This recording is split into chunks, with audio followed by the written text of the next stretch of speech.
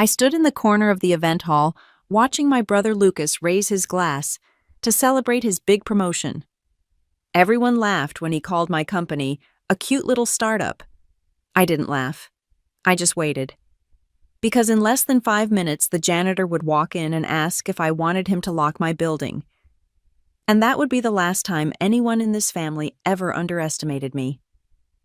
The lights of Midtown Manhattan glittered through the tall windows of the Crown Towers ballroom, reflecting against rows of champagne glasses. Crystal chandeliers sparkled overhead. It was the kind of party where success smelled like perfume and ambition hummed beneath polite laughter. Lucas always loved being the center of attention. Tonight, the entire room revolved around him, the golden boy of the Park family, freshly promoted to regional director at Vertex Systems. Our mother Linda clung to his arm as though proximity to his achievement made her glow brighter. Our Lucas, she told anyone who would listen, so proud, so deserving. My father Daniel nodded with quiet satisfaction, as if this was proof of his perfect parenting. Beside them, Lucas's fiancée Rachel Bennett dazzled in a gold dress that screamed expensive and intentional.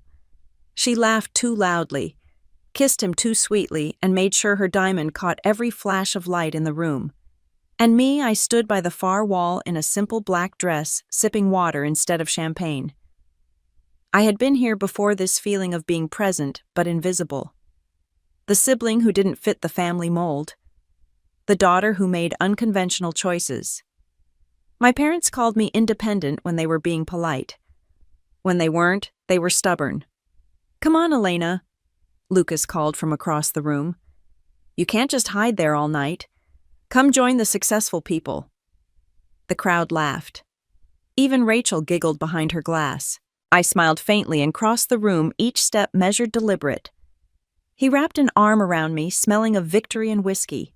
"Everyone," he announced. "This is my sister Elena, still running her little tech company, Technova, right?" I nodded. "Still running it." Lucas smirked. "Well, good for you. It's nice to have hobbies." The laughter came again, polite but sharp enough to sting. My father chuckled. My mother's smile tightened, pretending it was just family banter. Rachel leaned in, voice dripping with condescension. "Maybe she can join Vertex someday," she said. "We're always looking for receptionists who have personality." My lips curved slightly. "Receptionists run the world, Rachel. You should be nice to them." Her laugh came out brittle. "Oh, I'll keep that in mind." I let the moment stretch, let them believe I was wounded. Silence is a powerful weapon when you know how to use it. They thought they were laughing at me. What they didn't know was that every toast, every joke, every champagne glass in this ballroom sat inside a building that I owned. I caught sight of the property management sign near the entrance, Astra Holdings, the quiet little company through which I'd purchased this skyscraper 2 years ago. They'd seen that name on their invitations tonight, printed beneath Crown Tower Management. None of them had connected the dots. Why would they? They never paid attention unless it involved Lucas. I could hear him now bragging to a cluster of investors about the article Forbes had just run Young Executive to watch. He basked in it the same way he always had when we were kids.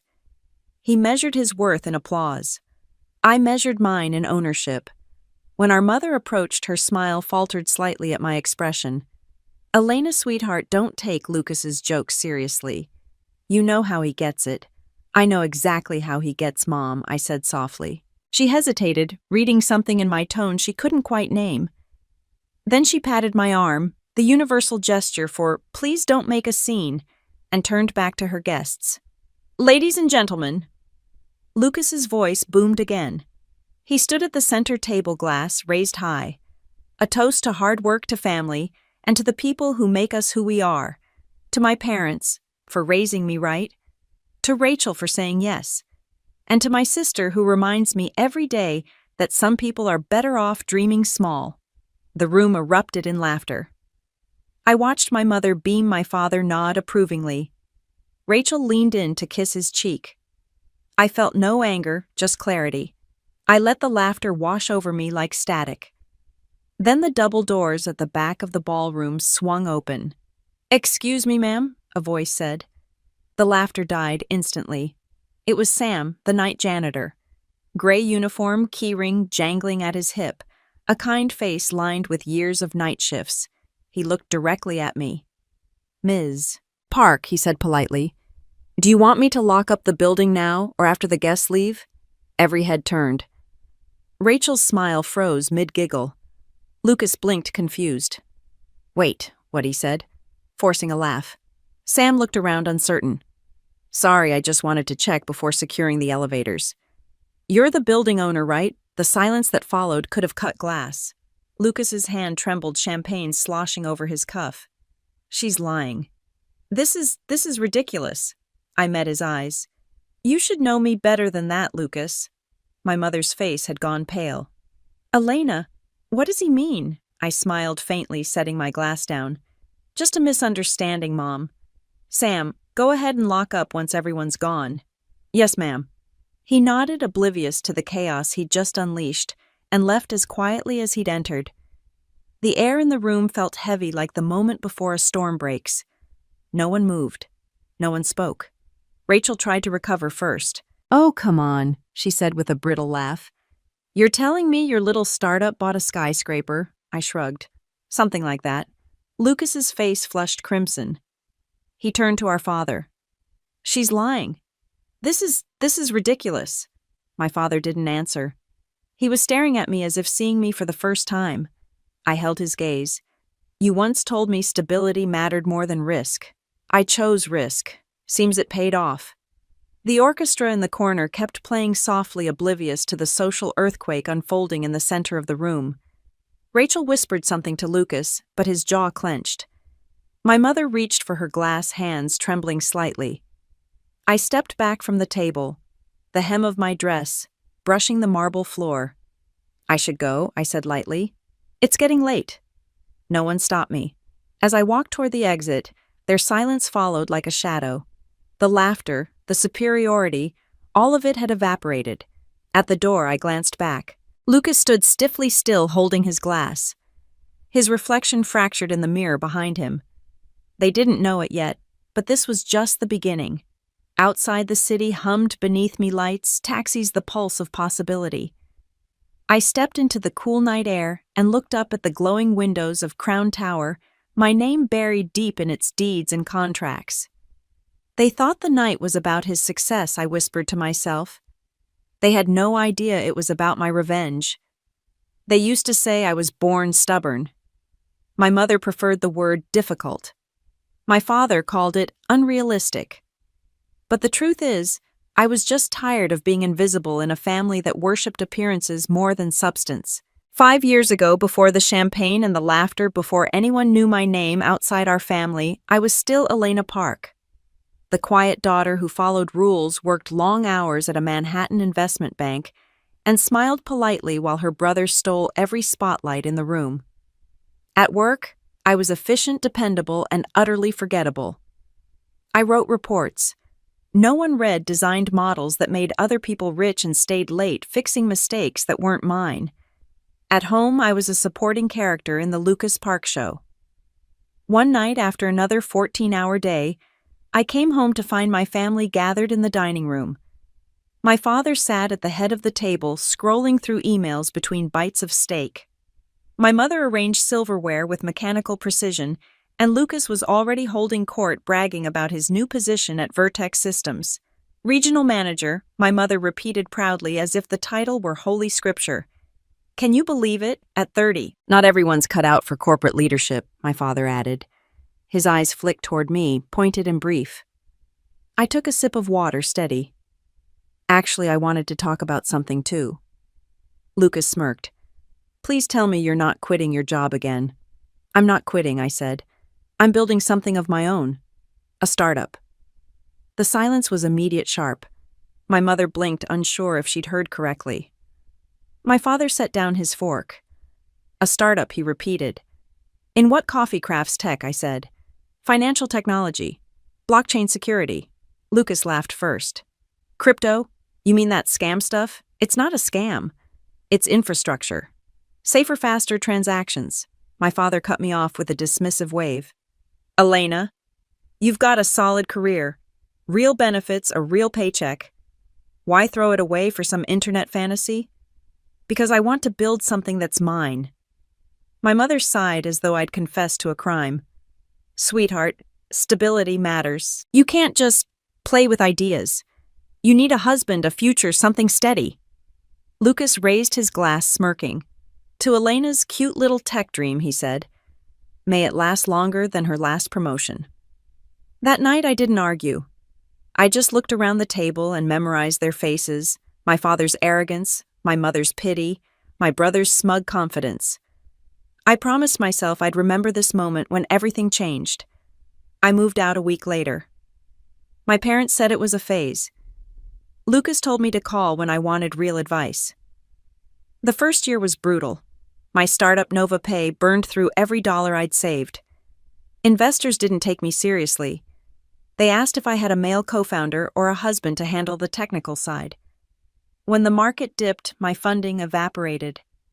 I maxed out 2 credit cards, sold my furniture, and worked from a second-hand desk in a studio apartment with paper-thin walls.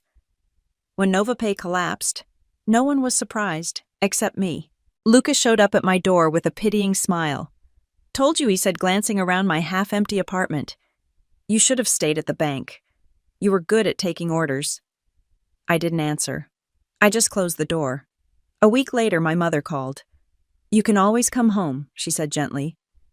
Your father says we'll cover your rent for a few months while you figure things out. No, thank you, I replied. I'll figure it out myself. They stopped asking after that. Months passed in silence. I worked part-time gigs, coded freelance projects, and spent nights teaching myself everything I could about blockchain architecture. I barely slept, barely ate.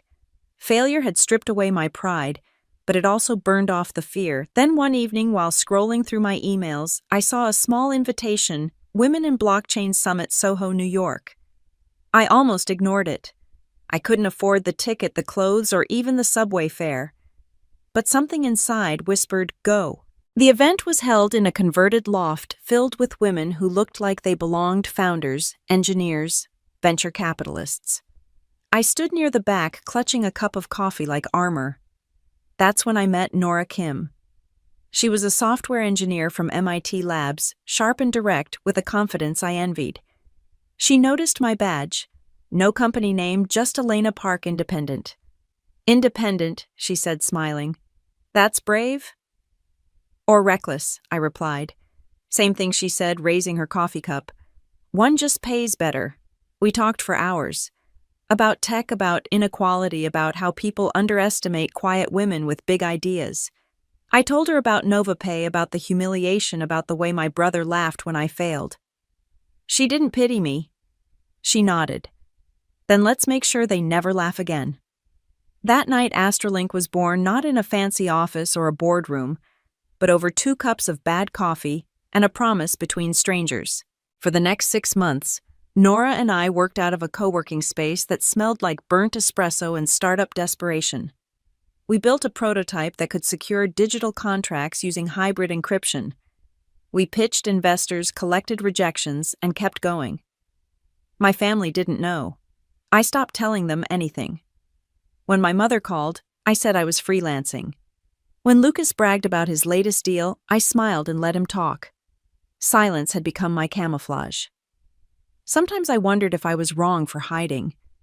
Then I'd remember the look on their faces that night at the dinner table, the certainty that I would never matter, and my doubt hardened into determination. A year after Astrolink launched, we signed our first corporate client, a logistics firm in Chicago. 6 months later, we partnered with a defense contractor to secure government data. And when an article in Business Insider called Astrolink the quiet revolution in digital trust, I sent the link to no one. My phone buzzed one afternoon while I was in the office, the number familiar but unwanted. Elena, my mother said cheerfully, we're having Thanksgiving at the country club this year. Lucas just got promoted again. You should come, dear. Bring your project. It's not a project, I said. Of course, she replied, not hearing me. Anyway, wear something bright this time. You always blend into the background. I looked at the city skyline through my office window, and felt a smile tug at the corner of my mouth. Don't worry, Mom, I said. This year I think they'll see me just fine. After I hung up, Nora looked over from her desk. Family event? Something like that, I said. A success party.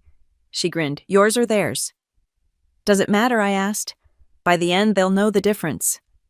That night I stayed late at the office finalizing the paperwork for our latest acquisition, a commercial property in Midtown Manhattan. The building was modest by Wall Street standards, but symbolic. It represented every dismissal, every smirk, every cute little startup that was never supposed to succeed. When the deal closed, I signed the final document with steady hands. The property deed bore one name, Astra Holdings, LLC. Astra Holdings was the entity Nora and I created to manage AstraLink's physical assets, making sure our corporate infrastructure was as secure as our code. It would take 2 years before anyone realized what those words meant. And on the night my brother raised his glass laughing about my little startup, I thought back to this moment, the moment I stopped being invisible. The moment I decided that the next time they laughed, it would be inside my building. The first thing Nora ever said when we moved into our new office was, "Smells like victory and burnt coffee." She wasn't wrong. The place was small, bare walls, flickering lights, and desks we'd bought off Craigslist, but it was ours. 2 women and one impossible dream. We called it AstraLink, named after the idea that trust could travel farther than fear. We started with nothing. No PR, no funding cushion, no family investors. Just sleepless nights and stubbornness. I coded until my hands cramped. Nora lived on takeout and energy drinks. When we finally built a working prototype, a hybrid blockchain system that could secure international transactions, in seconds we celebrated with vending machine wine. It tasted awful, but freedom always does at first. 6 months in, we landed our first seed investor, a quiet fund in Chicago that had once passed on NovaPay. They called it a redemption round. I called it revenge. The money was enough to hire 3 people, pay off our debts, and move out of the basement office. For the first time, the future didn't feel like a distant fantasy. It felt real, electric, alive. Still, I told no one in my family. To them, I was still freelancing, barely scraping by. It was easier that way. The less they knew, the quieter my peace. But silence doesn't last in families like mine. It was a Friday morning when my phone rang, my mother's name flashing across the screen. "Elena," she said brightly, "we're hosting a family dinner Sunday night. Lucas wants to introduce some important guests from his company. Be there at 7, Mom." "I'm in the middle of a product rollout." "It's just dinner," she interrupted. "Besides, Lucas said you've been distant. You don't want people thinking you're avoiding the family." That was always her trick, shame disguised as concern. "Fine," I said. "I'll come." By Sunday, I'd pulled together something simple. A navy dress, hair tied back, and my usual patience. Nora laughed when I told her. "You're walking into enemy territory again. Let's call it field research." The Park family dinners hadn't changed since childhood expensive food-colder conversations. The long table gleamed under chandelier light. My father sat at the head, as always, reviewing something on his iPad, while pretending to listen to my mother talk about the new golf club renovations. Lucas was already performing, surrounded by guests from Vertex Systems, 2 men in tailored suits, and 1 woman with the look of someone who never had to explain herself twice. When he saw me, his grin widened. "Well, look who decided to show up. Still doing your online project thing?" I smiled, unbothered. "Still building, yes." He poured himself another glass of wine. "That's cute. You know we've been developing a new blockchain department at Vertex. Maybe I'll hire you once it's ready." The table laughed. My mother laughed too quietly, but she laughed. I placed my napkin on my lap, calm. "You should make sure your company's tech team is up to date. I heard your blockchain pilot crashed last quarter." Lucas's smirk faltered for a split second. The woman beside him, the one with the sharp eyes, looked up intrigued. "Do you follow Vertex?" "I follow everyone," I said. "It's part of my job." My father raised an eyebrow. "And what exactly is your job these days?" "Elena?" Before I could answer, my mother stepped in with her usual diplomacy. "She's freelancing, dear. Tech consulting, isn't that right?" I nodded, letting her keep her illusion. There was no point correcting people who preferred their fantasies. Dinner continued full of polite questions and thinly veiled criticism. Lucas bragged about his company car, his fiancée's upcoming feature in a lifestyle magazine, and his new condo in Tribeca. I listened smiling when appropriate, sipping my water, while everyone else refilled their glasses. Then came the inevitable dig. Rachel leaned across the table, her diamond bracelet catching the light. "Elena, you should meet my cousin," she said sweetly. "He runs a little startup too. Maybe he can give you some pointers." I tilted my head. Maybe he can learn something instead. She blinked, caught off guard.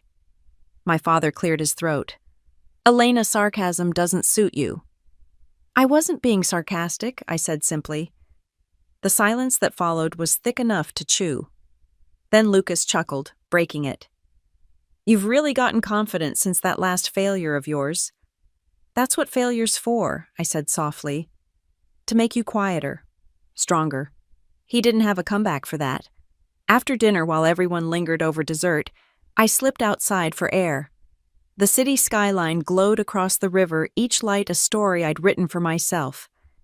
My phone buzzed with a text from Nora. "We did it." I opened the message to see the press release link. Astralink secures major government data security contract. The article listed me as CEO and co-founder. I stared at the headline, the weight of it sinking in. I wasn't the invisible daughter anymore. I was a storm no one saw coming. When I returned to the table, my mother was whispering something to Lucas. Their laughter stopped when they saw me. "Everything all right, dear?" she asked, voice overly sweet. "Perfect," I said, taking my seat. "Just some good news from work." Lucas leaned forward.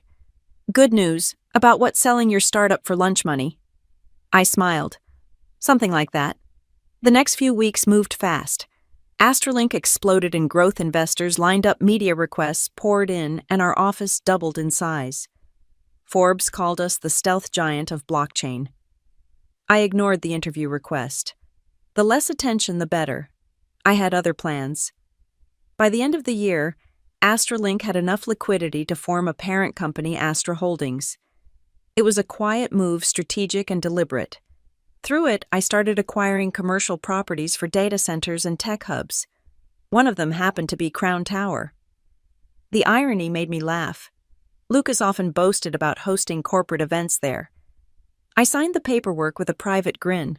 A few months later, he sent a family group text. "Big news, Vertex is hosting my promotion party at Crown Tower next week." My mother replied with a string of heart emojis. My father sent a terse, "Proud of you." I didn't respond at all. That night, I sat in my penthouse office, the city glowing beneath me, and reread the email confirming the final transfer of ownership. The ink was dry. The building was mine. Nora walked in holding 2 glasses of champagne. "We officially own half the skyline," she said, grinning. "Not bad for a couple of invisible women," I said. She clinked her glass against mine. "So what's next? You're going to tell your family?" I shook my head. "Not yet." "Why not?" "You've earned it." "Because timing matters," I said. "Let them keep thinking I'm small. The best revenge isn't proving them wrong. It's letting them prove themselves wrong." Nora smiled knowingly. "So when's the big reveal?" I looked out at the glittering lights of Manhattan, my reflection faint in the glass. "Soon," I said. "Very soon."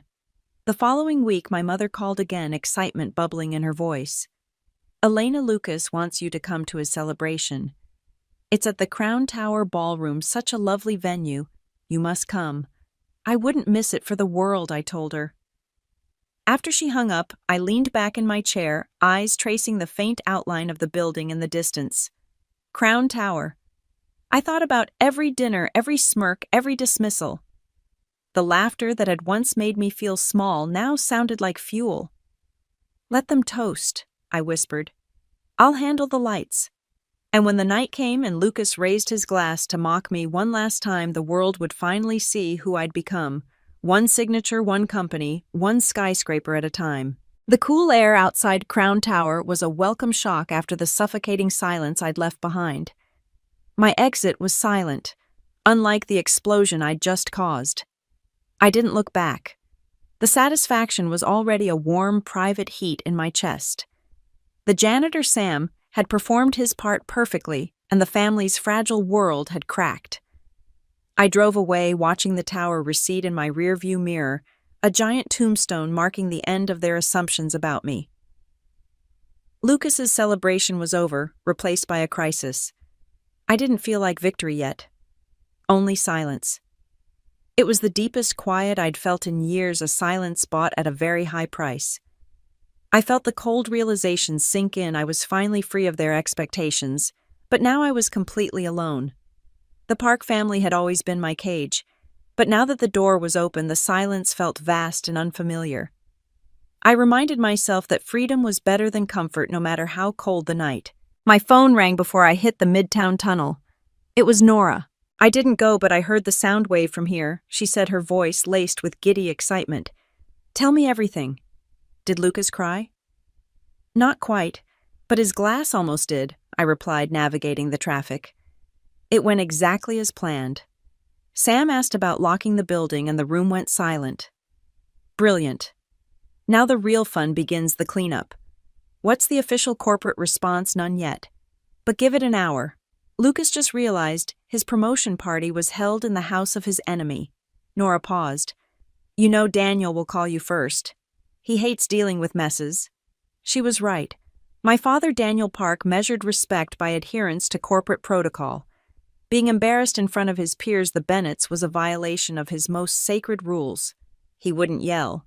He would analyze. The call came 20 minutes later, just as I parked outside my apartment. His voice was low, controlled, the most dangerous kind of anger. Elena, he started, no preamble. What exactly happens tonight? I believe the janitor already explained it, Father.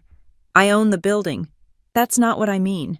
I mean, why would you humiliate your brother like that in front of Rachel's family? Vertex executives were there. They were underestimating me. I corrected them.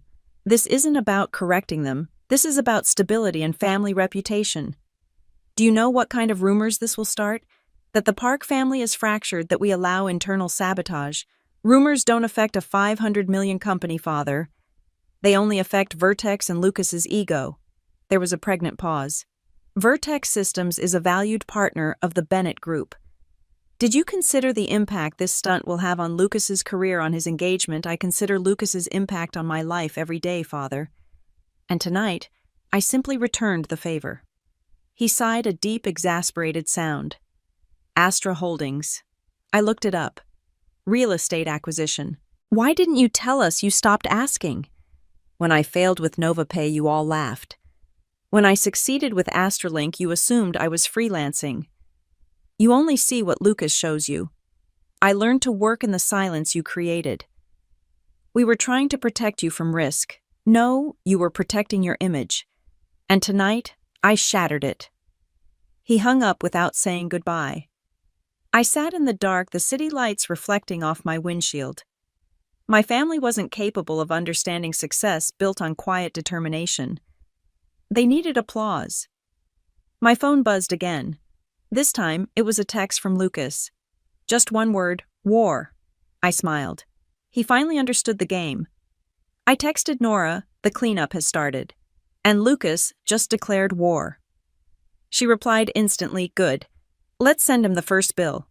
The next morning, the first thing I did was instruct Astra Holdings' legal department to review the Vertex Systems lease agreement at Crown Tower. It was time to start using the ownership I'd revealed. The opening volley of my revenge wasn't just humiliation. It was calculated financial pressure. Lucas wanted a fight. I would give him an eviction notice. The text from my father. We need to talk. Remained unanswered. Some conversations require setting the terms first. I had already set the scene for the family, and now it was time to establish the terms of engagement for Lucas. I was in the office by 7:00 a.m. Nora was already there, mapping out a projected revenue forecast on the massive screen. She looked up, a triumphant smirk on her face. The internet is beautiful this morning, boss, she said. The chatter is deafening. Park family feud. Tech CEO owns Brothers Tower. The optics are incredible. Optics are just the stage, I replied, pouring coffee. I need action. Did legal forward the lease review for the 23rd floor? Right here, she said, pulling up a digital file. Vertex Systems Regional Office. Standard 5-year commercial lease due for a break clause review next quarter. Nothing egregious. Not egregious for them. Perfect for us. I pointed to the fine print. I want to execute the tenant review clause immediately. The one that requires an assessment of material changes in corporate risk profile. Nora raised an eyebrow. That's aggressive. Their risk profile hasn't changed. It has, I corrected, leaning over the screen. Their regional vice president, Lucas Park, has just been publicly embarrassed by the building owner, a tech competitor. That's a material operational risk. Our lawyers need to draft a letter citing a potential conflict of interest regarding confidential property and client data access. They have 48 hours to provide a comprehensive security review or face termination of the lease under the review clause. Nora grinned, her excitement palpable. A data security scare. Classic Astrolink. You're using their own lease against them to force a move. It's not a bluff. We have better data security protocols than their landlord did. If they want to play the game, they have to play by my rules. I spent the next 2 hours on calls with our legal team, meticulously planning the rollout. It wasn't about immediate eviction. It was about the cost of doing business with Elena Park. Around noon, my personal phone rang with an unrecognized number. I answered. Elena, it's Rachel. Lucas's fiancée sounded frantic, the carefully constructed elegance from the night before entirely gone. Hello, Rachel. I'm quite busy. Please. I had to call. Lucas is absolutely destroyed.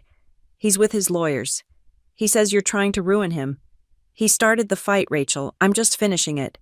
But this isn't fair. His promotion, it's hanging by a thread now. Vertex is furious that the story is everywhere. And now his boss is asking about his family stability. This affects our wedding. What do you want? I leaned back in my chair, the sunlight warming my face. This was the opening I needed. I want the truth to be the focus, Rachel. For years, Lucas's arrogance has been fueled by my parents' praise and my silence. Now they need to see what he's truly built without the golden safety net. But the building, that's just a piece of property, she pleaded. It's a symbol. And as of this morning, it's a liability for Vertex. Tell Lucas that Astra Holdings is highly concerned about the security of their data given the recent internal friction. Tell him the legal notice is on its way. I could hear her frantic breathing on the other end. You're serious. You'll really try to break their lease? I'm serious, I confirmed. He declared war. This is the first bill. I hung up, feeling a familiar clarity. Rachel was a weak link, and I had just used her to deliver the exact message and the legal threat I wanted Lucas to receive. No negotiation. Just pressure. Nora finished her work and looked at me, a mixture of awe and concern on her face. You just accelerated the conflict by 6 months. Are you sure you want to go this fast? Speed is the only advantage I have. They spent a decade underestimating me. I won't give them time to adjust. That evening, I finally answered my father's text. To be continued, Father. The price of stability is about to go up. The building notice was sent that night. The quiet revenge was over. The loud one had just begun.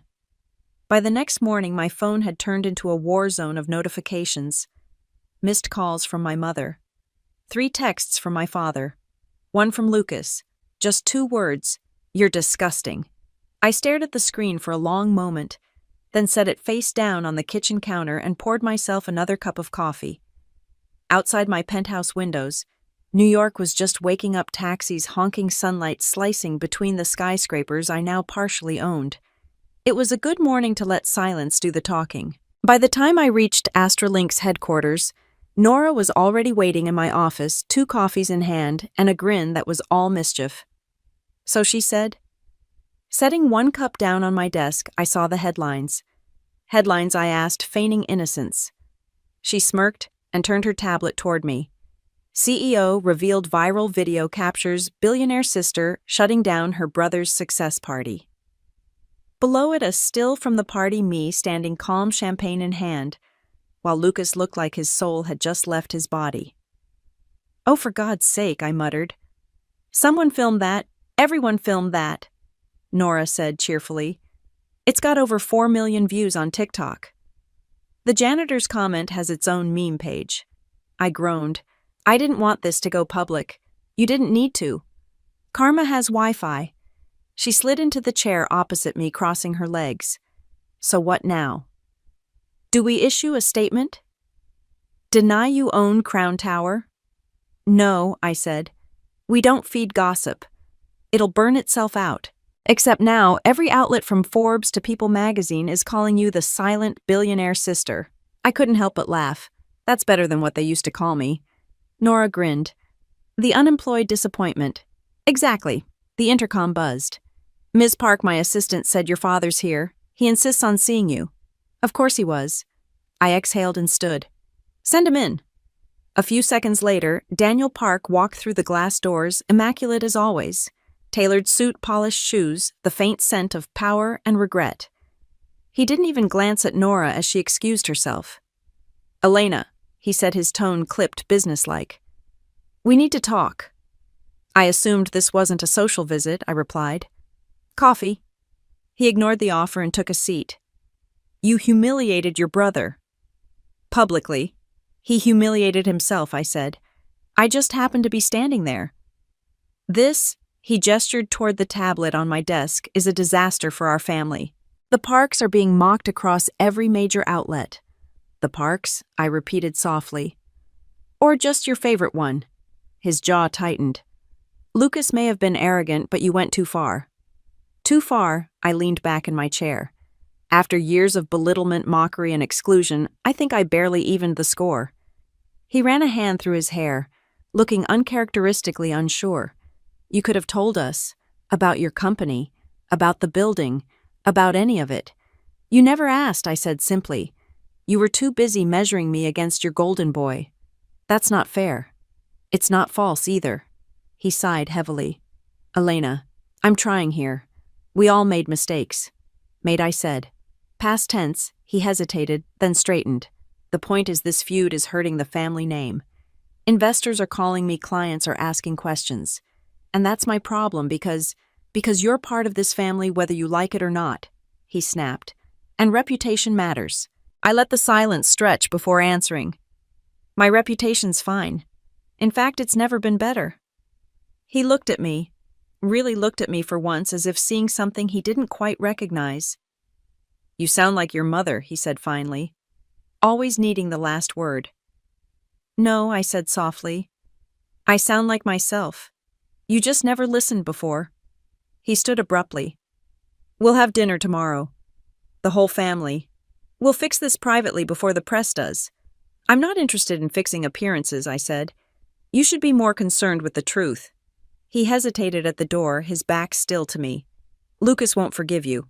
I didn't do it for forgiveness. He didn't respond. The door shut quietly behind him, leaving me in the hush of the glass office. Nora slipped back in a moment later, eyebrows raised. So, that went well? As well as it ever does, I said.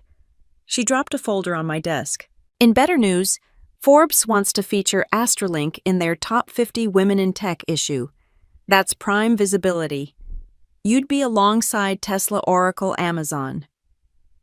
Turn it down. Her jaw dropped. What, are you serious? Completely. I leaned forward, tapping the folder. Right now, we stay quiet. Let the world talk while we build. She studied me for a long moment before nodding slowly. You really don't care about the spotlight, do you? I smiled faintly. I've lived without it my whole life. Turns out, you see more clearly in the dark. That evening, I sat alone in my apartment, the city lights reflecting off the glass, like a second skyline. My phone buzzed with another text, this time from Rachel. I didn't know Lucas could be that cruel. I'm sorry. Then another. You didn't deserve it. I typed, it's fine. You deserve better too, but delete it before hitting send. Some truths weren't mine to deliver. The next morning brought another surprise, a letter on Astralink stationery hand-delivered. It was from Lucas. The handwriting was jagged, furious. You think you've won, but all you've done is destroy our family. No one will ever respect you now. You'll always be the sister who humiliated her brother to feel powerful. You're pathetic. I read it twice, then set it down unmoved. Power didn't come from what others thought it came from what they could no longer take away. I slid the letter into a drawer and turned back to my laptop. There were contracts to review, deals to finalize, and a new acquisition proposal on my desk, a small financial firm with ties to Vertex Systems. I smiled as I read the name. Lucas wouldn't see this one coming either. By sunset, I'd signed the initial offer papers. Not because I needed it, but because it felt poetic owning one more piece of the empire he thought was his. Later that night, Nora called. "You're trending again," she said, half amused, half exasperated. "For what, this time? For being unbothered. Someone filmed you walking out of the Crown Tower ballroom. The caption says, 'When they mock your little startup, but you own the skyline.'" I laughed quietly. "Not bad. They're getting creative." "So what's next?" she asked. "What's the endgame here?" "Endgame," I said. "There isn't one. I'm not playing chess anymore. I'm building cities while they're still arguing over the board." She was silent for a beat. "You know," she said, "finally sometimes I think revenge wasn't your goal. It was freedom." Same thing I said. After we hung up, I stood at the window again, the city spread out beneath me like a living map. Somewhere below, Lucas was probably still angry. My parents were probably still whispering about how to fix the family's image. Let them. I'd spent years trying to fit into their definition of success, quiet, polite, dependent. They'd wanted a daughter who knew her place. Instead, they got a woman who owned the ground beneath their feet. And for the first time in my life, I didn't just feel seen. I felt untouchable. The invitation to dinner came by email, not phone. That was my first clue it wasn't really a request. The subject line read, "Family dinner. Urgent." My father's assistant had even CC'd my mother. That's how I knew it would be bad. I stared at it for a long time before replying with one word: confirmed. When Friday night came, I almost canceled. But curiosity is a powerful motivator, and besides, I wanted to see how far they'd go to save face after last week's ballroom fiasco. The restaurant was one of those old-money Manhattan places, with white tablecloths, mahogany walls, and waiters who whispered like priests. I arrived 5 minutes early, mostly to avoid being paraded in late like a misbehaving child. They were already seated. My father in a navy suit, my mother in pearls and forced grace. And Lucas, of course, he was there, staring at the menu like it was a contract he planned to win. "Elena," my mother said, rising slightly, her smile brittle. "You look successful." "Thanks," I said, slipping into my chair. "You look rehearsed." Her laugh came a half-second too late. My father cleared his throat. "Let's not start with sarcasm. We're here to talk like adults." "Is that what we're doing?" I asked. "Because the last time we talked, I was being publicly disowned." His jaw tightened. "You know that's not true." "Oh, I remember it pretty clearly." Lucas slammed his menu shut. "Can we skip the dramatics? We all know why we're here." I raised an eyebrow. "Do we?" He leaned forward, eyes gleaming with barely concealed anger. "You humiliated me, Elena. At my celebration. In front of my team. My fiancé's family. I've been cleaning up the mess for days." "Cleaning up the mess," I repeated softly. "You mean spinning the story?" He glared. "You didn't have to show off. You could have told us privately. But no, you had to make it public. You wanted to make me look small." I smiled faintly. "Lucas, you managed that all on your own." "Enough," my father snapped. "We're not here to fight." "Then what are we here for?" I asked. He exchanged a quick glance with my mother before answering. "Damage control." There it was. My mother placed her napkin delicately on her lap. The family name has been dragged through gossip and speculation. The Parks are known for integrity, unity. We can't have the world thinking we're divided. I almost laughed. "You are divided. You did that, not me." "Elena," she said softly, her voice pleading now, "Darling, please. We just need to get ahead of this story. Issue a joint statement, perhaps an interview with Forbes. Talk about how close you and your brother are, how proud we all are of each other." I tilted my head. "You want me to lie?" "It's not lying," she said quickly. It's managing perception. Spin, I said. You want me to spin the truth because it makes you uncomfortable. My father sighed heavily. This is about the business world, Elena. Appearances matter. You may think you can operate in isolation, but family reputation impacts everything: networking, partnerships, investor trust. And yet, I said, sipping my wine, Astralink's valuation tripled this week. Investors seem fine with a little family drama. Lucas laughed bitterly. You think money makes you invincible? No, I said. It makes me independent. His smile faded. You really enjoy this, don't you? Watching us squirm. I don't enjoy it, I said, setting my glass down. I just stopped apologizing for existing. My mother tried again, her voice gentle, controlled. You have to understand, sweetie. We only wanted the best for you. We worried about your choices working in tech, starting companies with no stability. I cut her off. You mean choices you couldn't control? Her composure cracked. You were reckless. I was ambitious, I corrected. There's a difference. Silence. The kind that presses on the air like a weight. Finally, my father spoke again, tone sharp with authority. Regardless, this public tension ends now. The media attention is making us look like amateurs. So here's what's going to happen. You'll attend a joint event next week, hosted by the Park Foundation. You'll say a few words about family unity, acknowledge Lucas's promotion, and show gratitude for our support. We'll announce a charitable collaboration between Astralink and the Foundation. It will reframe the narrative. I leaned back slowly, studying him. You've already planned it all, haven't you? It's the right move, he said. It helps everyone. Everyone, I repeated. Except me. Elena. My mother pleaded, this is bigger than you. Think of the family. I stared at them, feeling something shift in my chest. Not anger, not hurt. Just clarity. Do you hear yourselves? I asked quietly. You're not proud of me. You're afraid of me.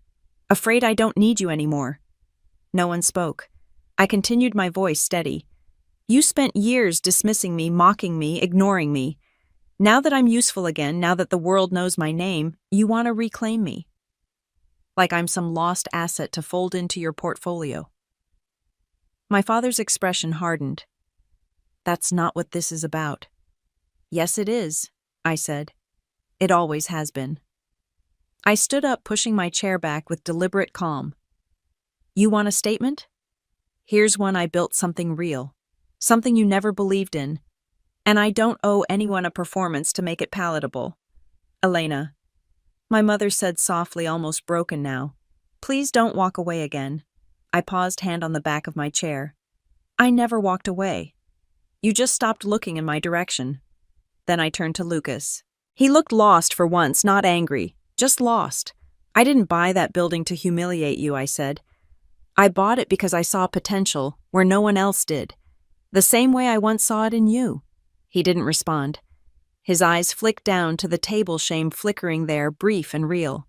Good luck, Lucas, I said quietly. You'll need it. For a fraction of a second, I saw past the arrogance and shame of the little boy who used to sneak me candy under the dinner table when Mom and Dad weren't watching. That boy was gone. Maybe he needed to be. I pushed the memory away and walked out. I walked out of the restaurant, the sound of my heels echoing through the marble foyer.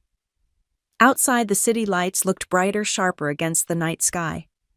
As I waited for my car, my phone buzzed again, a message from Nora. The board meeting moved to Monday. Also, rumor says Vertex is looking for a new partner. Interested, I smiled to myself. Always, I replied. When the car pulled up, I looked back through the restaurant window one last time. My parents were still seated motionless. Lucas had his head in his hands. For a long time, I'd thought revenge meant proving them wrong. But standing there, I realized it wasn't about that anymore. It was about proving myself right. The driver opened the door and I slid in, feeling the weight of that truth settle like calm water. Some families chase appearances. Some build legacies. Mine taught me how to own everything they thought I couldn't. The fallout came faster than I expected. By Monday morning, half of Manhattan's business circuit had heard about the disastrous family dinner. Apparently, a well-placed source from the Park Foundation staff had leaked snippets of our conversation, edited, of course, to make it look like I was the arrogant one refusing reconciliation. The headline on page 6 read, "Tech heiress turns on family sources say power has gone to her head." I almost laughed. Power had always been in my head. I just stopped hiding it. Nora burst into my office mid-morning holding her tablet like it was evidence in a trial. "They're spinning it," she said. "Your brother's fiancé's PR team has been feeding statements to the press all weekend." "Let me guess," I said, scrolling through my inbox. The poor, humble family betrayed by their cold, distant CEO sister. She nodded grimly. "Pretty much. Rachel's father even gave an interview called Lucas, a rising star with family challenges." "Family challenges," I repeated. "That's a creative way of saying your sister owns your office lease." "This isn't funny, Elena," Nora said. "They're trying to bury you under your own success. The press loves a female villain in heels." I sighed, leaning back. "And what do you suggest I do? Hold a press conference? Cry about how misunderstood I am?" She dropped the tablet on my desk, frustration written across her face. "No, but you can't let them control the narrative. This isn't just about gossip, it's about influence. If enough people believe you're unstable or power-hungry, it could affect future contracts." I stared at her for a long moment before speaking. "Then maybe it's time I remind them who built the narrative in the first place." Her brow furrowed. "What are you planning? Something they can't spin," I said. "Something they'll have to respect." By afternoon, I was on a call with our legal team. The acquisition I'd quietly begun the week before a small financial analytics firm tied to Vertex Systems was ready to move forward. "I want the press release ready by Thursday," I told my attorney. "Emphasize growth stability and market innovation. And include a note about Astralink's partnership with Crown Tower for our new AI research division." He hesitated. "That will confirm public speculation that you own the building." "Good," I said. "Let's make sure everyone knows exactly whose name is on the deed." When the call ended, I felt something I hadn't in weeks control. Not revenge, not defiance, just quiet, absolute control. That night, the family group chat, silent for years, suddenly came alive. "Dad, we need to talk. Mom, this has gone too far, Elena. Your actions are hurting the family foundation's reputation. Lucas." Congratulations on destroying what little dignity we had left. I read them all, then typed one short reply. Me. The difference between dignity and denial is ownership. And I hit send. By Tuesday, the air was electric. Business news outlets were covering Astralink's acquisition, calling it a decisive move by the tech world's quiet powerhouse. Investors were impressed. Competitors were cautious. And my family, they were furious. Around noon, my assistant knocked softly. "There's someone here to see you," she said. "Who?" She hesitated. "Your brother." I exhaled slowly. "Send him in." Lucas looked different. Less polished, more desperate.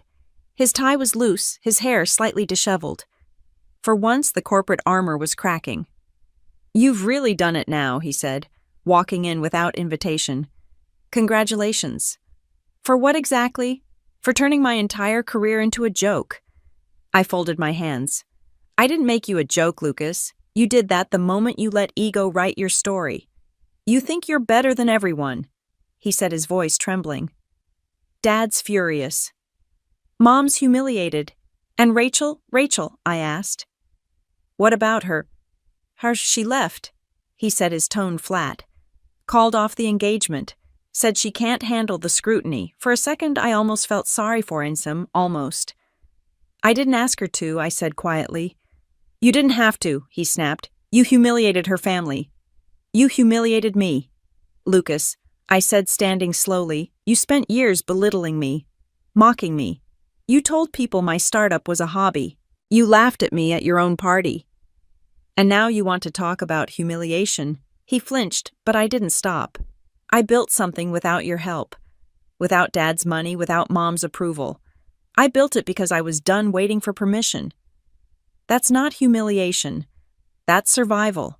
He stared at me, anger shifting into something darker, fear.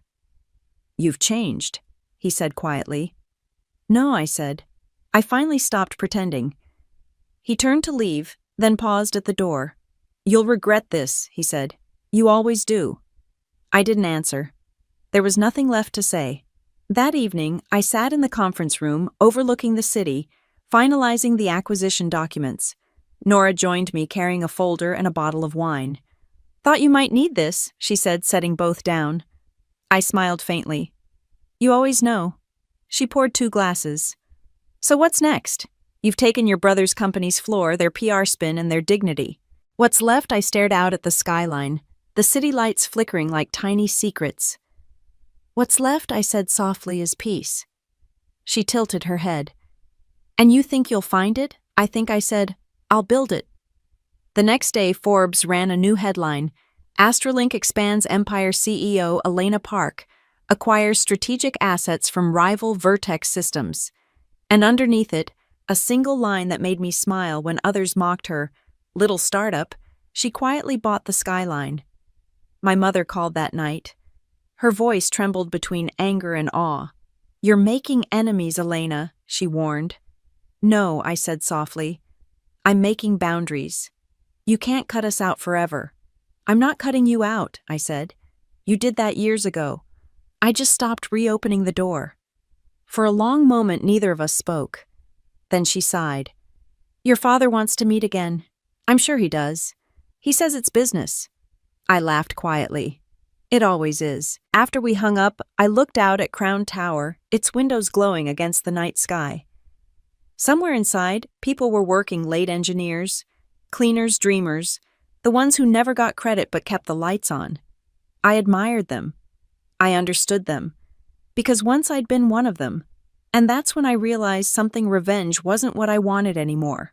Not power, not validation. What I wanted, what I'd been building all along, was freedom. Freedom from being underestimated. From seeking approval. From pretending to be less so others could feel more. As the city hummed beneath me, I whispered to the glass, almost smiling. Let them talk. I've got work to do. And for the first time in years, I meant it. The Forbes office in Midtown felt different from the rest of Manhattan, quieter, more deliberate, as if the entire building was holding its breath. The receptionist smiled politely as she handed me my visitor badge. Conference room B, Ms. Park. They're waiting for you. Of course they were. They'd probably been waiting since the video went viral. I adjusted the cuff of my tailored jacket, checked the faint reflection in the glass wall, and walked in. Inside were 2 people, a young assistant with a tablet and a senior editor in a charcoal suit, his expression a blend of curiosity and caution. Elena Park, he said, standing to shake my hand. Thank you for coming. I know things have been eventful for you lately. That's one word for it, I said. He smiled faintly. Let's get straight to it, shall we? The recorder on the table clicked on. Your story has fascinated people, he began. The woman mocked her little startup, who turned out to own the very building her brother worked in. It's poetic, viral, but behind that story, who is Elena Park, really? The question was designed to disarm me. I didn't blink. Someone who stopped waiting for permission. He chuckled softly. That's a good line. May I use it? You already have. He leaned forward, elbows on the table. Let's talk about the party. Did you plan that moment? I met his gaze evenly. No. I didn't plan for my brother to mock me. I didn't plan for the janitor to ask about locking the building, but I also didn't plan to apologize for any of it. He nodded, scribbling notes. You've become a symbol online. The underestimated woman who wins quietly, then reveals it in one devastating moment. How does that feel? I took a slow breath. Honestly, it feels strange. I never built Astrolink to prove anything to anyone. I built it because I wanted to create something real. The rest happened. But you must have known what owning that building would mean, he pressed. It's not a coincidence, is it? I smiled slightly.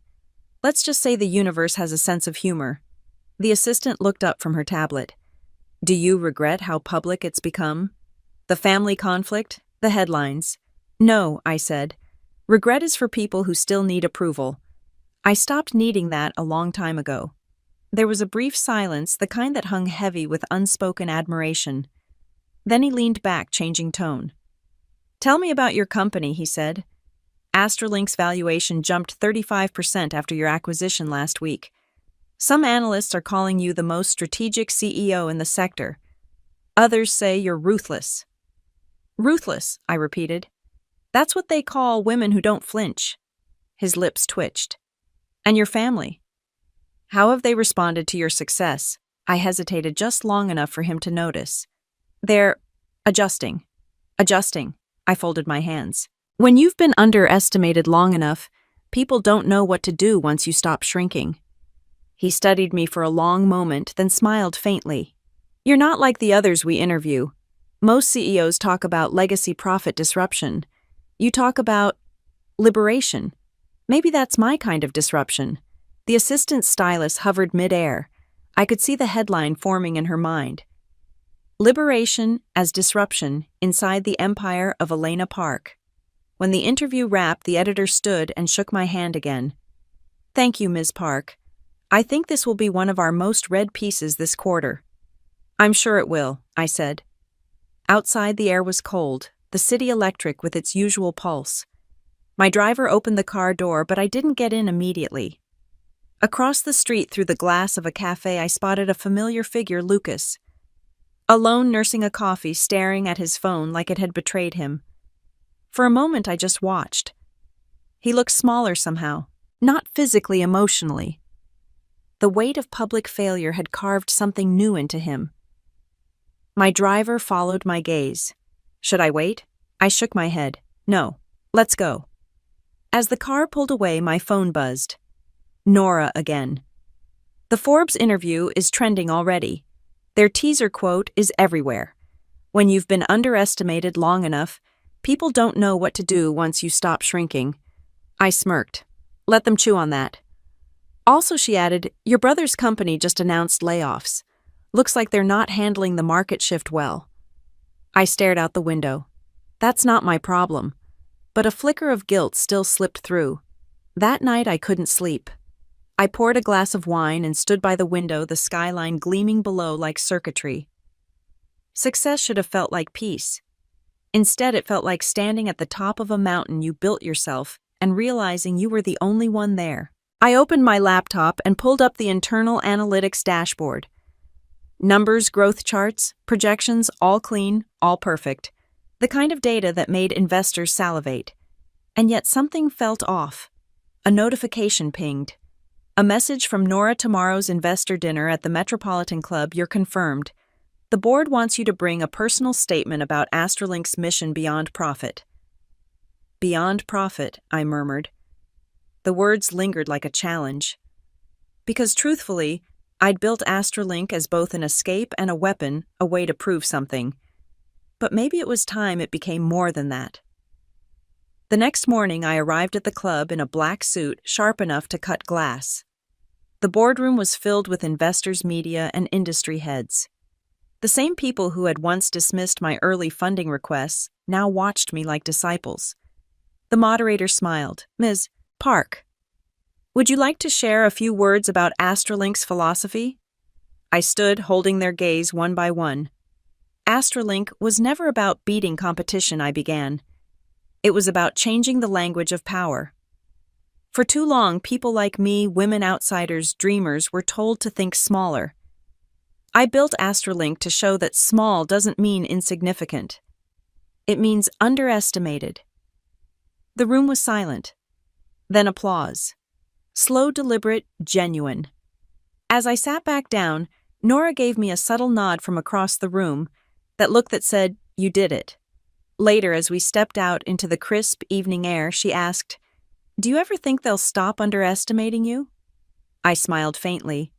I don't need them to. Why not? Because every time they do, I said I win again. The driver opened the car door. As I slid inside, I caught my reflection in the tinted glass, calm, controlled, unshaken. The world was learning my name. But for the first time, I realized something more powerful than recognition. I didn't just own the building, I owned the narrative.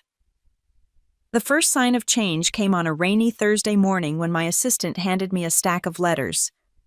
Not emails. Letters. Thick envelopes with elegant handwriting and expensive stationery. They came through the office courier, she said. From your family. I stared at them, unsure whether to laugh or roll my eyes.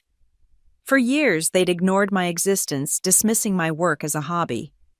Now, after the Forbes interview and the viral quote, they suddenly remembered my address. I took the top one and slid my finger beneath the seal. The paper smelled faintly of Chanel No. 5, my mother's signature. Dearest Elena, your father and I have been reflecting on how things unfolded. We may have been too harsh, too proud. The family would love to reconnect. Perhaps dinner next week? At home, not the club, just us. Love, Mom. Love. That was rich. The next letter was from my father. His handwriting was sharp and efficient, like a man signing contracts with his own children.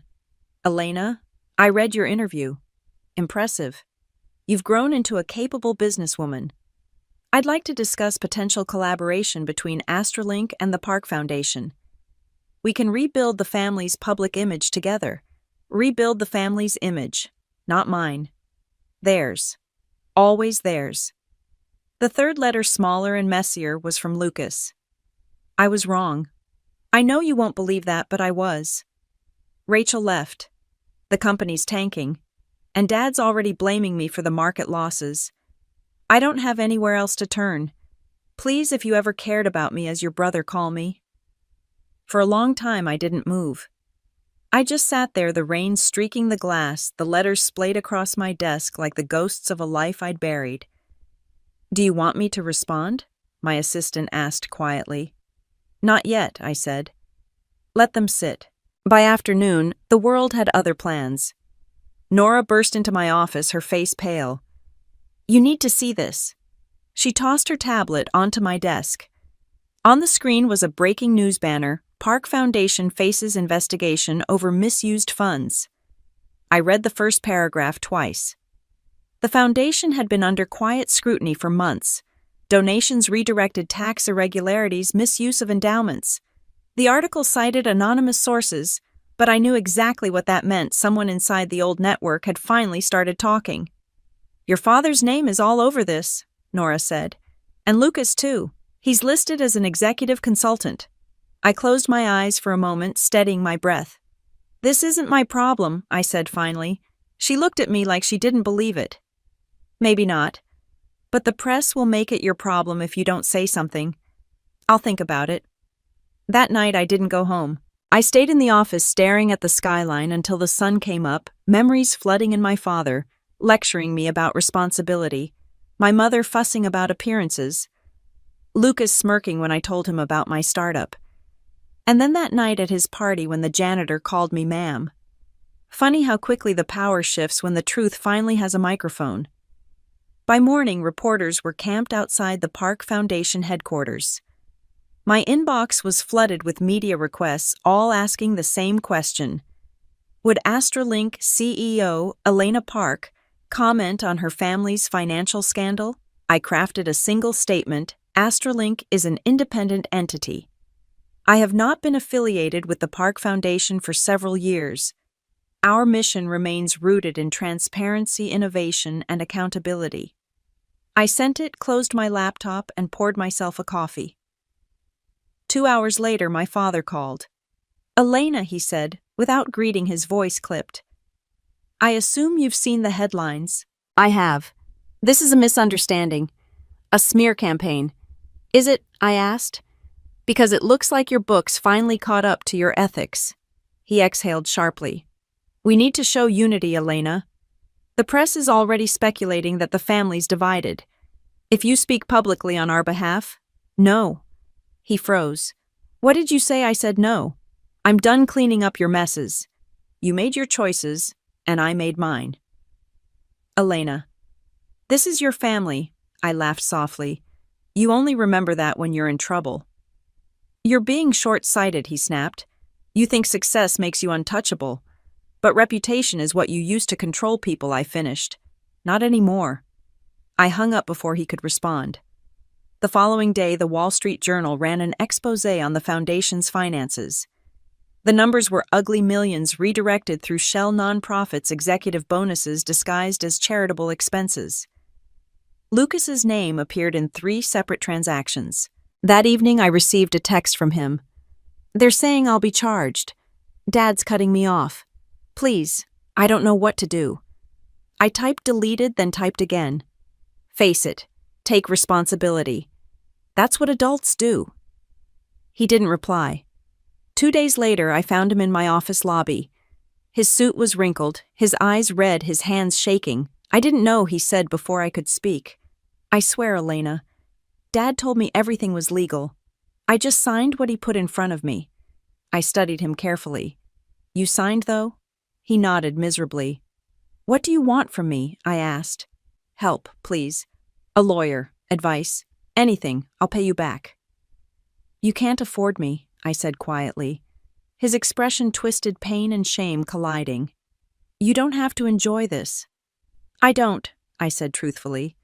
"But I warned you years ago. The difference between us, Lucas, is I learned from the way Dad used people. You became him." He flinched. "So that's it. You're just gonna watch me fall."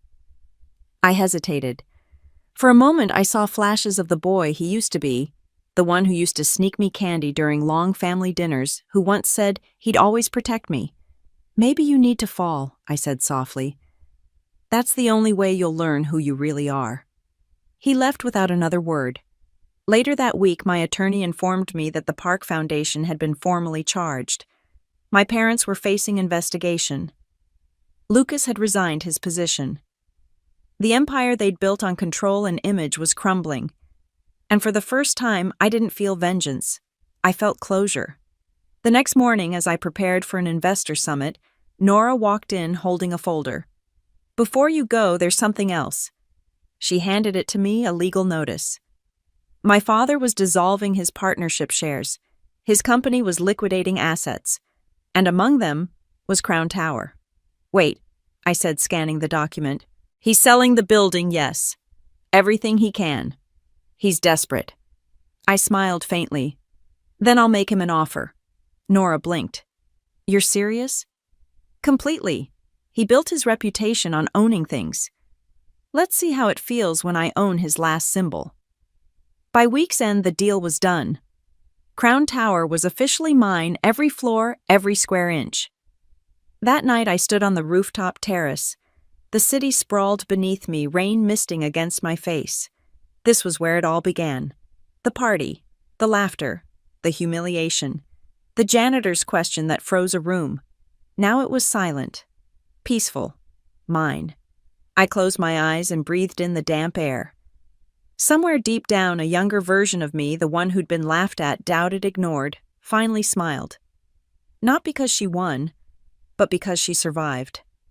And as thunder rolled across the skyline, I whispered to the night. The tables turned, and this time they stayed that way.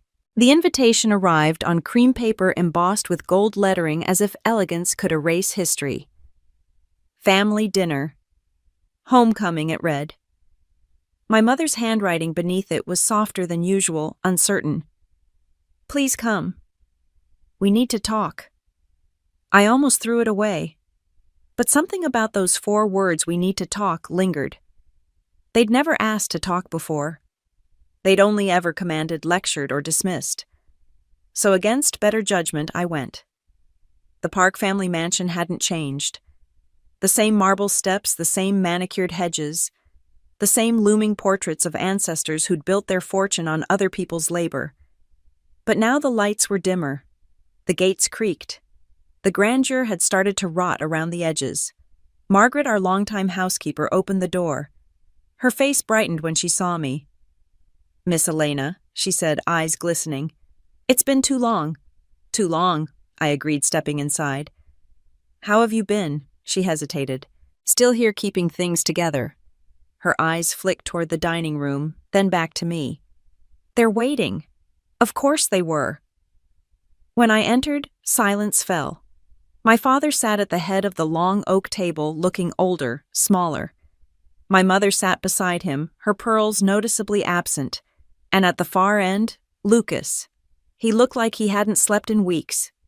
"Elena," my father said stiffly. "Thank you for coming." I took my seat without answering. The air smelled faintly of candle wax and desperation. My mother cleared her throat.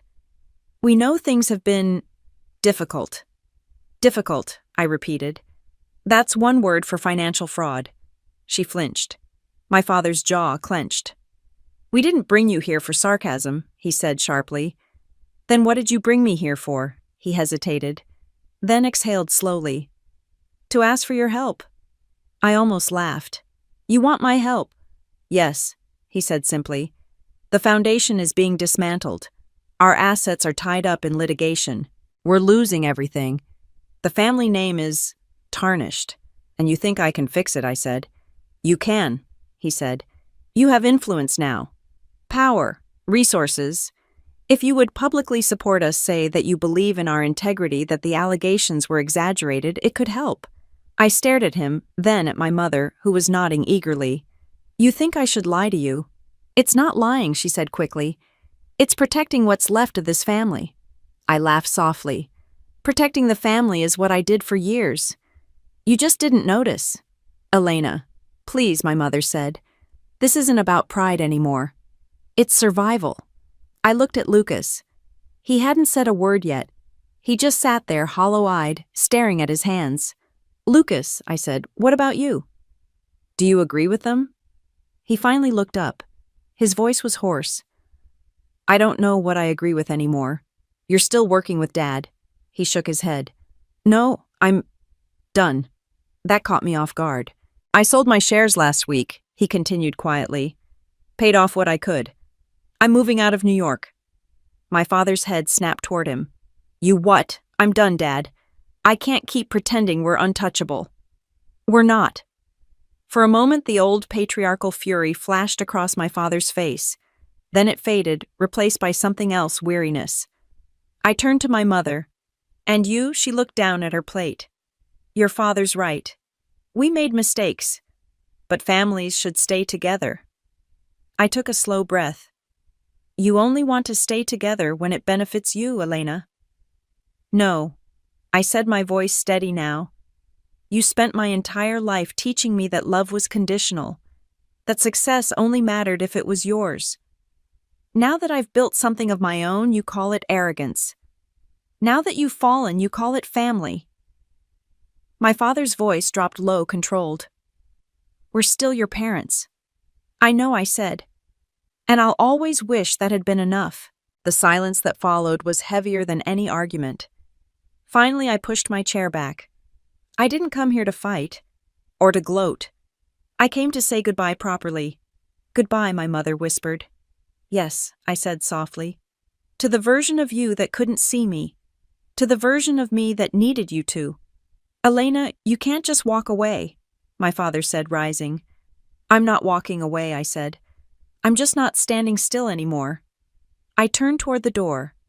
"Elena," Lucas said suddenly. I stopped. He stood, his voice breaking slightly. "I meant what I said. I was wrong. About everything. You deserved better from all of us." For a moment the room blurred around me. I nodded once. "Thank you." And then I left. Outside, the night air was sharp, the moon breaking through the clouds like a quiet witness. My car was waiting, but I didn't get in right away. I stood on the steps, looking back at the mansion, a place that had always felt more like a museum than a home. Margaret stepped out after me, wiping her hands on her apron. "You did the right thing, Miss Elena," she said. "Did I?" I asked softly. She nodded. "Sometimes the only way to fix what's broken is to stop trying to mend it." I smiled faintly. "Thank you, Margaret. Always proud of you," she said. "We all are the ones who saw you for who you were." Her words sank deep, gentle, and grounding. When I finally got into the car, Nora's voice came through my phone over the car speaker. "You okay? I think so. Big board announcement tomorrow. Are you sure you're ready?" I looked out the window at the shrinking silhouette of my family's house. "More than ever." She hesitated. You sound lighter. I am, I said, for the first time in my life. The next morning, the New York Times published a new headline: Crown Tower CEO launches the Astra Foundation, a new era of ethical innovation. The article detailed my initiative, a program funding startups, led by underrepresented founders, promoting transparency, mentorship, and equality. The kind of foundation that stood for everything the old park legacy never did. By evening, my inbox was full of congratulations. Investors wanted in. Universities wanted partnerships. And then one last message came through from Lucas. I saw the news. It's incredible. I'm proud of you, sis. Really proud. I'm heading to Denver next week, starting over. Maybe I'll finally build something honest. I typed back, good. You'll be fine. We both will. As I hit send, I realized I wasn't angry anymore. Not even a little. The story that began with mockery, betrayal, and humiliation had finally come full circle. The little startup, the janitor, the frozen smiles, the empire. It all led here to peace. That night I stood by the window of my penthouse office watching the lights of Crown Tower shimmer like a constellation of second chances. Somewhere inside that building, a janitor I once thanked was locking the doors again. Maybe he still remembered that night. Maybe he didn't. Either way, I smiled and whispered to the glass, "Thank you," because sometimes the smallest voices in the room hold the biggest truths, and this time, I was finally listening. The first snowfall of December dusted the city in quiet silver. I was standing on the balcony of my office, my building, watching the flakes drift past the glowing Astralink logo that crowned Crown Tower. Below, people hurried through the streets, bundled in coats and scarves, unaware that this was where everything had once come undone for me. I still remembered that night, the laughter, the champagne, the humiliation. A little startup, my brother had said, smirking as everyone laughed along. The memory used to sting.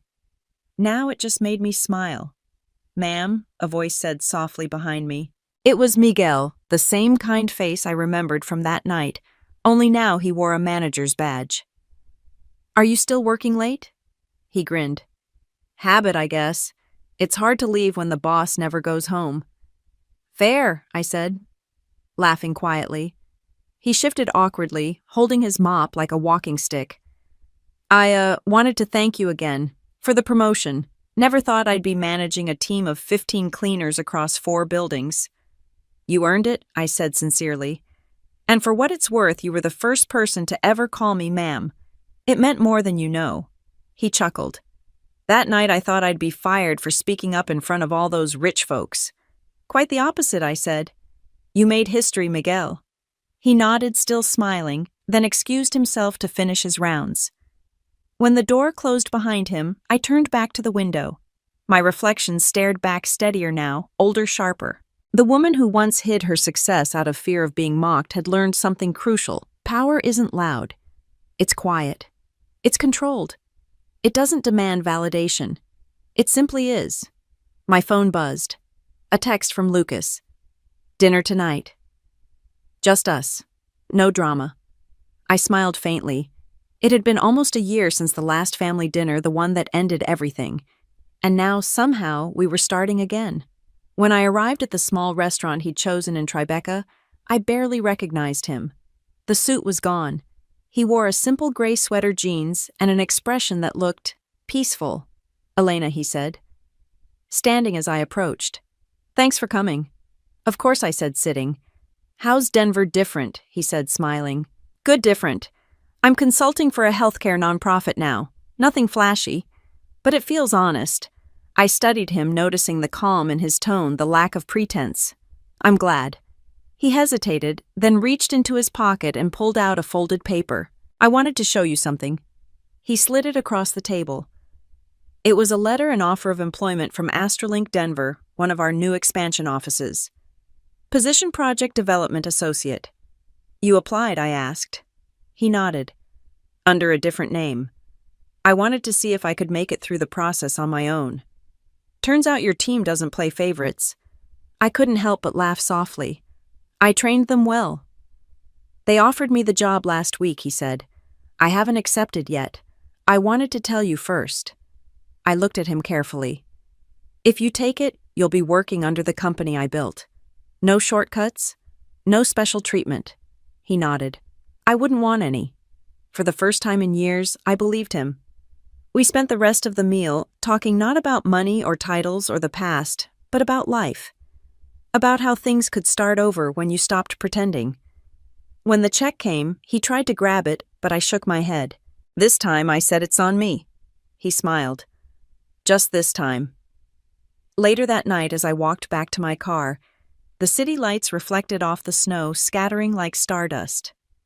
My phone buzzed again, Nora sending updates about the Astra Foundation's latest scholarship program. We'd just funded our 10th round of women-led startups. Real ideas, real innovation. And for the first time, I realized that what I had built was more than revenge. It was redemption not just for me, but for every person who'd ever been underestimated. When I got home, I found a small package waiting at my door. No return address. Inside was a vintage fountain pen, sleek black, engraved with the words, "She built it herself." There was only one note inside in my father's unmistakable handwriting. Proud of you. No signature. Just that. I held the pen for a long time. It wasn't an apology. It wasn't reconciliation. But it was a start. Over the next few months, things settled into a rhythm. Astralink's IPO exceeded projections, our ethical foundation gained traction, and the media's fascination with the woman who owned the building began to fade into legend. But I never forgot where it began. Sometimes late at night I'd visit Crown Tower's rooftop, the place where my humiliation had transformed into power. From up there, the city didn't look judgmental. It looked infinite. One evening, as the sun dipped below the skyline, Nora joined me. "Do you ever think about how far you've come?" she asked, handing me a glass of wine. "Every day," I said, "and sometimes I still can't believe it." She smiled. "You've built something rare. Not just a company, a legacy." "Maybe," I said, "but legacies only matter if they outlive ego." She raised her glass. "To outlive my ego." We clinked glasses and stood in silence, watching the city shimmer.